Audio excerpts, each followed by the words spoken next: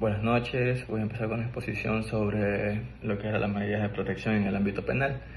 En esta exposición voy a explicar las medidas de protección penal en el ámbito penal reguladas principalmente en el Código Orgánico Integral Penal, que es en el COIP, abordando su finalidad, forma de ordenarse, procedimiento y concordancia con el Código Civil ecuatoriano.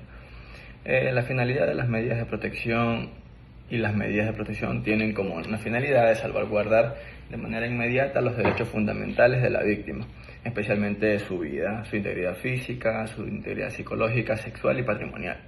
No buscan sancionar al agresor, sino prevenir daños mayores mientras se desarrollan en el proceso. ¿Cómo se ordenan las medidas de protección? Pues las medidas de protección pueden ser ordenadas por jueza o juez competente a solicitud de la víctima, la fiscalía o incluso de oficio, dentro de un proceso penal o en situaciones de urgencia.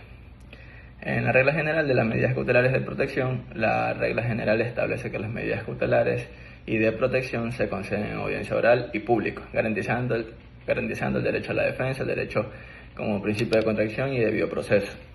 En excepciones de la regla general, existen excepciones cuando hay riesgo inminente para la víctima, no es posible convocar inmediatamente audiencia. En estos casos, el juez puede actuar de forma urgente. En medidas de protección sin audiencia, el juez puede ordenar medidas de protección sin audiencia previa cuando existe una urgencia o se busque evitar algún daño irreparable. Estas medidas más que todo son provisionales y deben ser revisadas posteriormente. En la revocatoria de medidas, para la revocatoria o modificación de las medidas de protección, sí es necesaria una audiencia en la cual se van a analizar nuevas circunstancias, se escuchan a las partes y se garantiza el derecho a la defensa. En lo que es medidas de protección,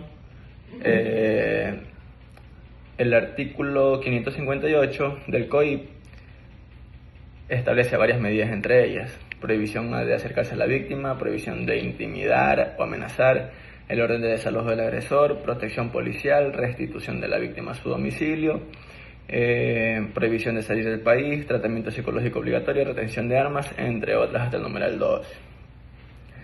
Especialmente la referencia al numeral 2 en el artículo 558 se refiere a la fijación de una pensión de subsistencia cuando la víctima depende económicamente del agresor, existe relación familiar o de convivencia. Esta pensión tiene carácter provisional y busca garantizar la subsistencia inmediata de la víctima y sus dependientes. Concordancia con el Código Civil ecuatoriano. Bueno, existe una concordancia con el Código Civil especialmente en temas de alimentos, protección de personas vulnerables y obligación de auxilio familiar. El COIP actúa de una forma urgente y provisional, mientras que el Código Civil regula estas obligaciones de manera permanente. La diferencia entre el Código Civil ecuatoriano en el artículo 349 y 551 es que el artículo 349 y 351 del Código Civil regulan los derechos de alimentos, estableciendo quién tiene derecho, cómo se fija la pensión y su carácter continuo.